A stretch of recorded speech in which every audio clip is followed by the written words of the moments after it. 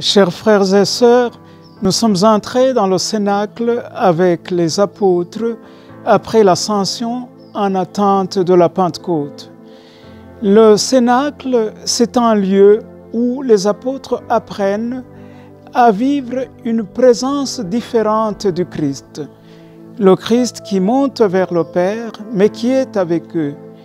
Nous sommes entrés aussi dans le Cénacle, dans l'attente du Saint-Esprit, qui fera intérioriser tout ce que les apôtres auront entendu de Jésus et qui fera la mémoire, qui fera qu'ils se rappellent de tout, mais qui ne pourront pas encore en parler tant qu'ils n'ont pas la force de l'Esprit Saint.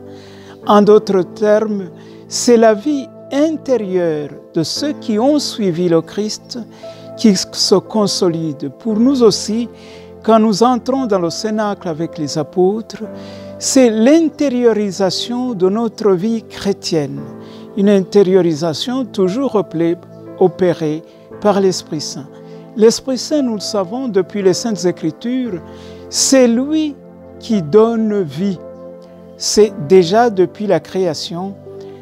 Dans le texte où le Créateur est présenté comme quelqu'un qui modèle, comme un potier qui modèle de la glaise, c'est seulement quand le Seigneur souffle et met son souffle dans ce qu'il crée, que ce qu'il crée a vie.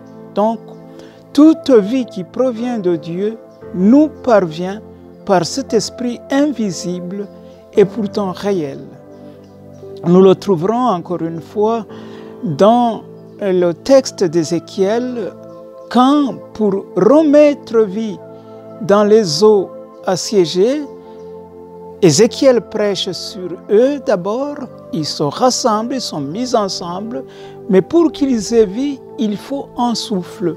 Nous le retrouverons encore le dimanche de la résurrection dans l'Évangile selon Saint Jean, où le soir, le Seigneur souffle sur les apôtres et alors leur dit, comme le Père m'a envoyé, moi aussi je vous envoie. Donc là où se trouve l'Esprit, se trouve vie. De même, notre vie chrétienne devient intérieure et intériorisée quand l'Esprit est donné. Nous le savons dans la réflexion de Saint Paul aux Romains, il dit que l'espérance ne trompe pas parce que nous avons reçu dans notre cœur l'amour grâce à l'Esprit qui nous a été donné. C'est Romains 5,5. Donc la vie chrétienne reçoit intériorisation, approfondissement par l'Esprit Saint.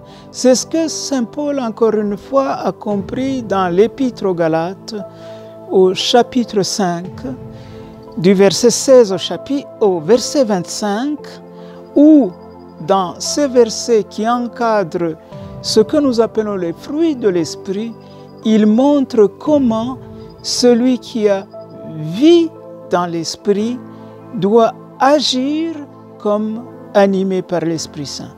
C'est ce substrat, c'est ce fond que nous présentent les Saintes Écritures que nous nous apprêtons à vivre dans ces 9 jours où nous entrons au Cénacle avec les apôtres pour que, grâce à l'Esprit, nous puissions intérioriser et approfondir notre vie chrétienne.